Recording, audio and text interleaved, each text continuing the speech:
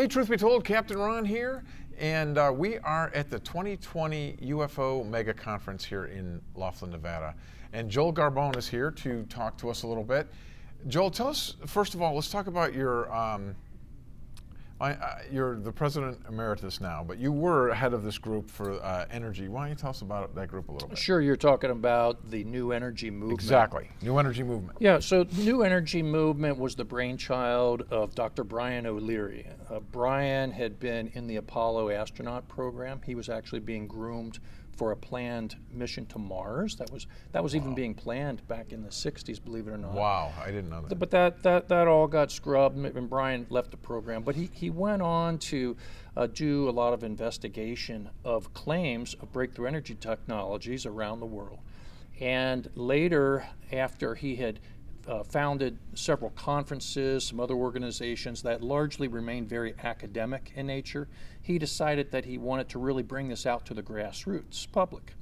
So during that effort, he recruited me to be part of the founding board of, Awesome. of what came to be known as New Energy Movement. Brian served as its president for the first year and a half, then moved to Ecuador, and then the board asked me to be the successor. So for the next 11 years, I ran New Energy Movement. It's great, 11 years. And the focus for us was really twofold. One was to educate the public about the existence of these breakthrough energy technologies and the need for really solid funding and public support. Now, are these things that are really solid and have proof and just need to be developed? Or are these the things like we used to hear about a car could run on water or it could get 1,000 miles to a gallon? Mm-hmm. We used to hear these stories. Sure. Is it similar to that? Well, let's be real clear. Some of these things have just been urban legends and some outright frauds. Yeah. But there really are real breakthrough energy technologies, some of which are based on using water as fuel. In fact, a number of the technologies use water in some way to either break down hydrogen. You could break down the water very efficiently to produce hydrogen, or even in the cold fusion process. A number of variants of the cold fusion technology use water in there. Water is an amazing substance. Yeah, and we have a lot of it. Yeah, but that's just one genre, are these water-based technologies. But there are others. Well, this is the next thing I want to talk about. We everybody knows we call it alternative energy, and to the regular guy on the street like me, that means solar, that means wind, maybe geothermal or tidal. Right. But you're talking about other things that are completely separate from that, that's right? right. So real specific technologies. Yeah, we consider what you just referenced as the conventional renewable technologies, but they're not what we call new energy. What we're talking about are truly breakthroughs in science, physics, even chemistry, understandings that really might go against the traditional understanding of academic science about the way physics works, because we don't know what all the rules are, right? Yeah. We have a lot of theories, but that doesn't mean that we know all that there is to know about energy generation. And today we hear about a lot of these guys, like that guy, what's his name, M.T. Hearn or something, that from Belgium, I think. He had a lot of these ideas where he Kesh. Kesh, excuse me. Right. Kesh. Yeah. And he thought he could, but these guys turn out to be frauds a lot of time, or they seem like they're selling snake oil or something. Well, there are a number who have made very bold claims, Yeah. and then later they really can't Back it up. put up, so they have to shut up. Now, generally, I don't really try to undermine somebody's claim unless I have actually met them, got to know them personally, and see the technology. Because I just don't want to go there. But basically, because you never know. Yeah, I don't want to make a spurious claim. Right. Because I know what it's like to be criticized, even harassed, from someone who has not seen data that I've seen. And then they, that's just not the scientific method, and it's not the right way to go about, ourselves socially. Understood. Right, so, well, why don't you give us an example of one of these things that you think is promising? Give us an example of one of these new kind of technology ideas. Well, there's several that I have seen personally, and where I've had engineers come along with me to actually test these out to make sure they're real. But just to give you a couple examples, there's a few different variants of plasma-based technology where there is very high voltage that's put across electrodes, sometimes in water, that's been activated in a certain way using proprietary mixes of chemicals, where they can produce what's called an over-unity effect, where they will actually have more thermal output from this process than what the electrical input is to initiate the reaction. So we are very good in current science, very good at measuring electrical inputs, measuring heat, measuring mechanical power, these types of things. So generally you can set up an experiment pretty readily to see what the input is versus the measurable output. And actually, sometimes it takes more energy to make this to get a little bit. It's just like it doesn't worth it. Of course. Like when you're just putting gasoline in an internal combustion engine, you're not going to have an over-unity effect. Now over-unity, where there is the apparent excess energy on the output side of the process versus the input, that doesn't mean that you're creating energy. What it means is that we aren't very good at measuring what those other inputs are. Okay, because we're bathed in a sea of energy everywhere, every direction. Space itself is just thriving with energy. But a lot of that exists in a form that's very difficult for us to measure. To tap into. Well, also, you've heard of 0-point energy. Sure, of course. That's not just a fantasy. That's real. It's there. Just wonder, what is it about an atom that the electrons can be swirling around that nucleus at near light speed and never degrade and never collapse into the nucleus? How is that possible? It must be because there's energy available to continually provide for that awesome motion. So these are just things that are part of our universe, and there certainly are ways to be able to tap into even just a little bit of that, and that's really what these maverick researchers are looking to do. What's holding them back? Is it just funding? Is it a matter of getting enough capital to really flesh out these ideas? In many cases, it is. Look, I can tell you this here. I'm an inventor myself, not in the energy realm, but in the chemical industry and in the water treatment industries. I've invented and had patented and moved into the public domain a lot of technologies that are they're money making. That's great. So and it's hard to do that. You don't have an idea for an invention that just comes to fruition, gets through all the engineering refinements, and actually is something that the public wants to buy or industry wants to use over a period of 6 months and with $2. It requires real funding. It requires substantial inputs of time, engineering capacity, manufacturing, marketing, all tons these of things. R&D. It's so when you're looking at a breakthrough energy process, those are a higher order than what I had to go through with either the chemical or water treatment technologies that I developed. So I know what's required here. So much of what I have found in my relationships with these inventors is that it's not just funding that they're missing, and sometimes, but it's actually the ability to put together a high performance, what I call tiger team, to cover all the bases for what's required in taking something from a concept all the way to market. Yeah. A lot of skills and a lot of varied skills from talented people have to be part of that input. Oftentimes the inventors unfortunately think that they're the smartest guy in the room. I invent it, it's done. But it's not the way it works. It's not at all. It's a Interesting. much more much more input to that process. But another thing here is the inventor themselves oftentimes have what I've found some personality distortion that makes it very challenging to work with them. You could call them ego issues or grandiose designs. I'm going to be the Bill Gates of free energy or whatever. See, we don't think that those are the kind of problems that are going on, but those are the real problems that are going on. A lot of those do, yeah. See, I would think it'd be things like, I thought you were going to tell me that big oil or these coal and things are suppressing these things? Or Well, do you think there's some of that it's going not to say that that hasn't happened, because it has.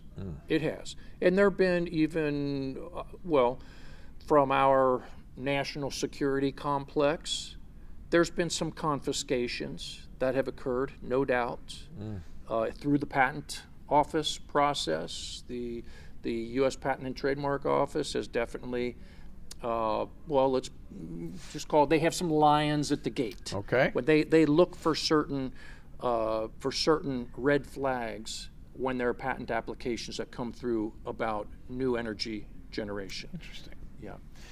You mentioned, real quick, I want to finish this up. You mentioned cold fusion in there. So you think cold fusion is a real? Oh, I know. Yeah, no, it's real. Okay. It's real. I've seen several variants of it, and in fact, we had where I live in Portland, Oregon, at Portland State University for many years. One of the professors in the physics department there, Dr. John Dash, he had a cold fusion experiment that his students would demonstrate to anyone who even had interest to see it, and it worked. And but he was a very quiet researcher. He had no designs on really rolling something out in the public. He was more interested in the science and helping other people see that, hey, there's something really amazing about just pursuing the path of science, doing good science, good data, and then just moving it along. So he was all about education. Do you think that could eventually be the answer? Would cold fusion be one of the ones you think could solve our problems? One of them. Yeah, one of them. There are other variants of cold fusion that's now primarily it's referred to as LENR for low energy nuclear reactions. There are other variants that are much more robust than what he was demonstrating. For instance, a company called Brillouin Energy Corporation down in the Bay Area, they have a technology that's based on a cold fusion process that's quite robust and repeatable. It's been researched at SRI. Cool. Yeah, and so there's been lots of information published about it, and these are top flight researchers and all that. So it's real. LENR is real. And there are many different researchers around the world who have different variations of the process. Some of them use water, some of them use a nickel catalyst in combination with hydrogen gas and a few other things, but it's real. Do we think we have a chance of seeing some of these things in the near future? What do you think before we see something else break out? I've been at this for almost 20 years now, as far as an educator and investigator, and really bringing resources to some of the inventor community, and nothing's broke out. Yeah, exactly. Well, that's the thing. Yeah. It always seemed like, within 5 years there's going to be. Within 5 years there's going to be. Now I know that some things are getting very, very close. Not just in that realm of technology, but in some other energy technologies that I have seen, I've touched, measured. I know the inventor well, and they are good. They're smart people. They are capable of having the Tiger team around them. Good. So it gives me a lot of encouragement that we're going to see something, within. Now I feel very confident within the next 5 years we're going to see something. Really? Well, that would be great, because we definitely need it, because it's just the fossil fuel thing is getting out of control, and pollution and all that. So it'd be nice to see that change. Let's move on real quick and talk about what you're going to be talking about here at the UFO Mega Conference. Yep. It's this book, the not urethra. The Urantia Book. This is the one from Chicago that's this big book that nobody knows the author of, right? It's the I'll give you a little rundown. Yeah, tell us. Yeah, well, please. If you want. Just start that whole thing over again. Yeah, I said that terrible. Yeah, thanks. The Urantia Book. Urantia, thanks, brother. All right, let's move on to what you're going to be talking about here at the conference, and it's this Urantia Book. That's the one from Chicago that I think has no author that we know of, and it's got all these. Why don't you run through that for us and tell us a little bit about that book? And that's what you're going to be speaking of, right? Okay, yeah. The topic I'm going to be addressing at the conference is this question: is there a universal religion among the advanced inhabited planets? All right. So now, Awesome. boy, that's pretty asking heavy. something. Yeah, I mean, because as soon as you say the word religion, that triggers people in many, many different ways. Not to mention other inhabited planets. Oh, well, yeah. That's going to light them up too. That's a second thing there, right? And then the third is it implies that our planet is not Alone. It's not advanced Well, and alone. that I'm with you. Right. So I Yeah, that's a heavy- I have lots of personal reasons to not just believe, but to know that we live in a very highly populated universe. It's not just us here. All right. And of course, most everyone who's at a conference like this likely embraces that same true. thought. But anyway, the Urantia book is an incredible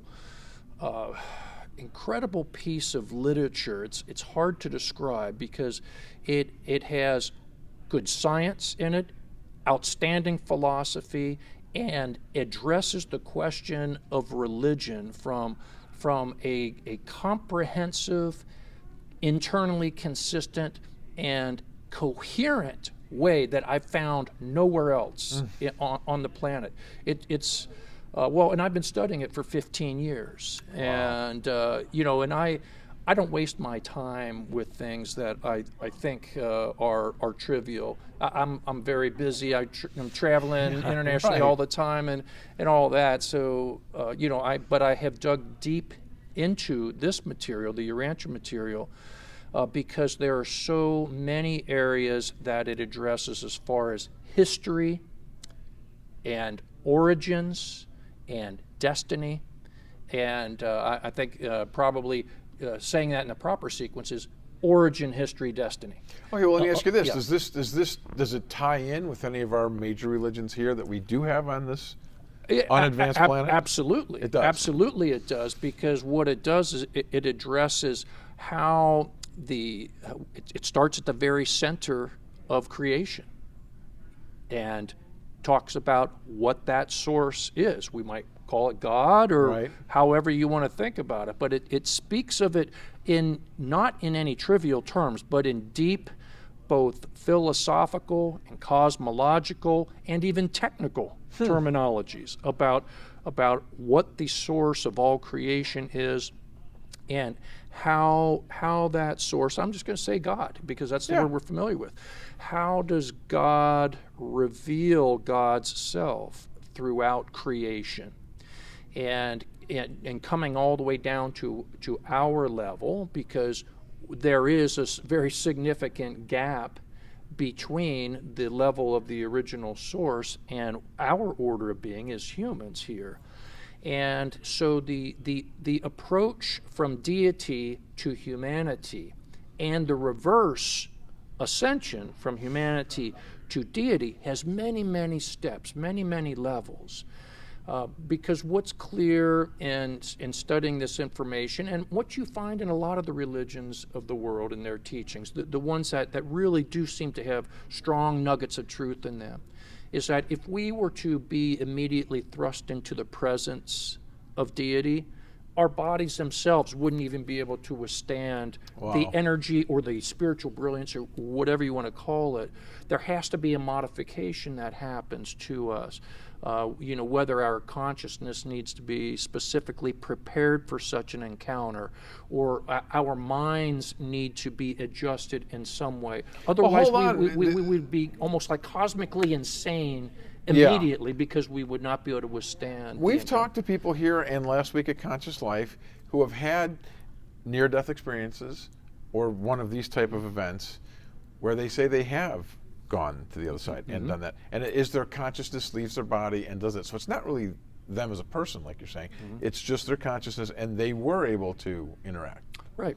I myself had a near-death experience when I was a teenager. Yeah, Okay. from a very catastrophic car accident. Was it similar to the typical ones we hear of? Well, I've heard many people give their testimony about that. For me, it was the crash happened, and I immediately found myself in what seemed to be like a theater, and I am seeing a full color, full life review from my earliest moments all the way to that moment, good and bad.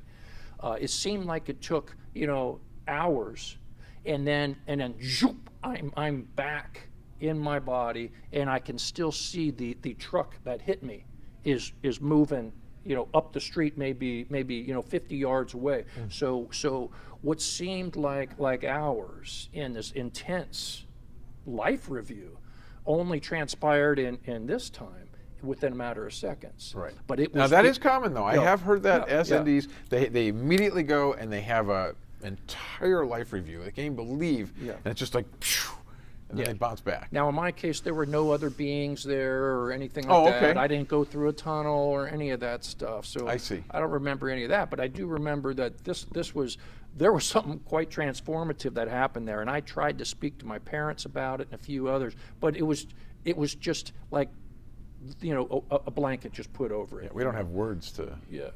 Right, and they're not going to want to hear. Right, I understand.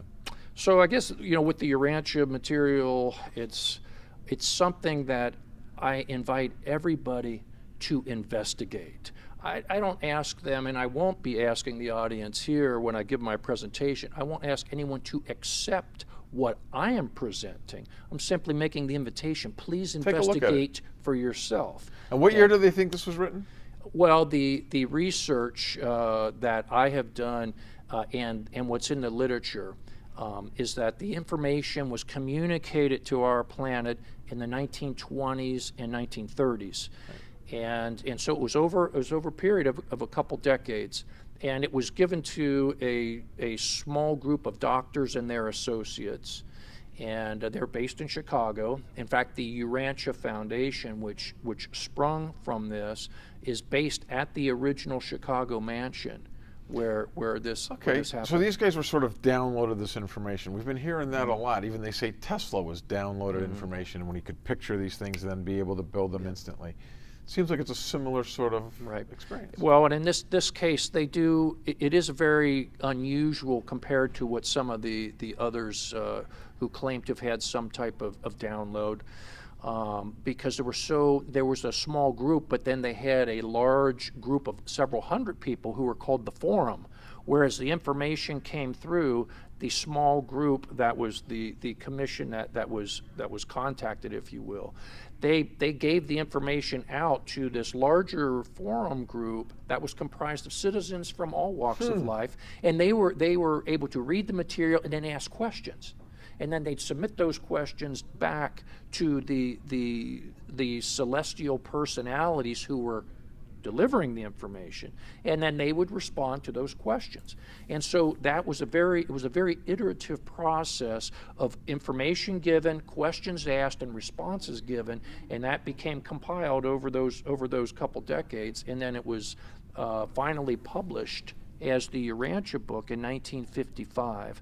But apparently the information stopped coming through in like the late 1930s. That is very unique, because these other things, like they say sometimes you hear things came from Seth, or it came to the Emerald Tablets, right, or these kind of things. Right. And there's never that give and take that this seems to have. This is unique. Yes, this was quite unique. Yeah. And when you study the material itself, it is so comprehensive, as I said before, in science, philosophy, and religion.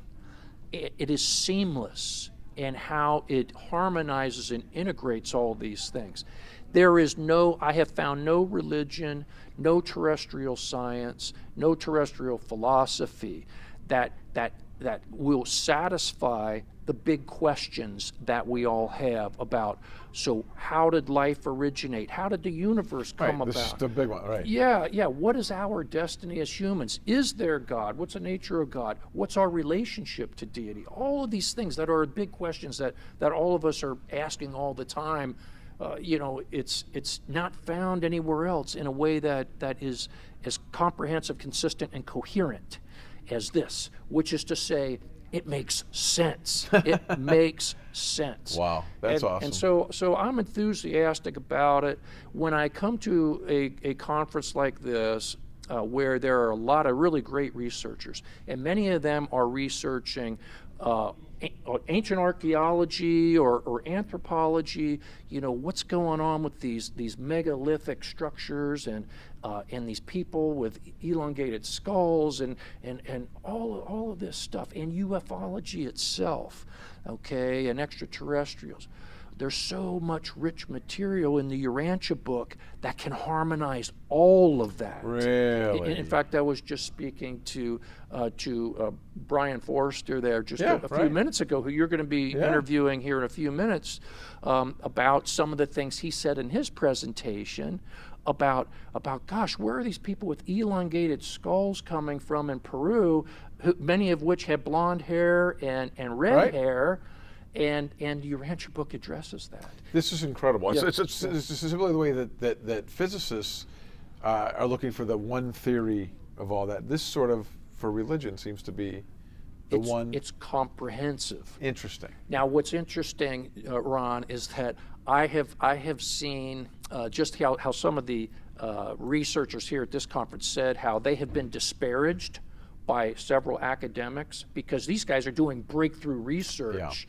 And they aren't letting some of the towers of conventional thinking get in their way. They're just charging through the gates because they're looking for truth, and understanding, and they're doing great research. But they've been largely disparaged by those who are kind of like going the conventional path. Well, I have seen a number of disparagements of the Urantia book. Some of those criticisms have been by folks who you likely know, who are fairly well known in these communities of what you might call the consciousness community or alternative research or such and such. And I know they didn't even read it. See, they haven't even read it. What they undoubtedly did, and I could tell just by the way they talk about it, all they did was they went on Wikipedia, took a few snippets, and they just garbled out that same thing. It drives me crazy. I can't stand that stuff. Yeah, they do that a lot in this community. Yeah. All right, we're going to have to wrap this up here. And Joel, thanks for talking to us. Hey, It's man. interesting stuff. Yeah. Check out that book. Check out Joel's stuff. Where can they find you, Joel? Well, you can go to newenergymovement.org, and you can find a lot of information there about what New Energy Movement is doing. Also, if you just want to Google Joel Garbon, look that up, and you can see some presentations and things on the breakthrough energy topic. And, awesome. Yeah. Thanks, Joel. For Truth Be Told, I am Captain Ron here at the 2020 UFO Mega Conference. Thanks.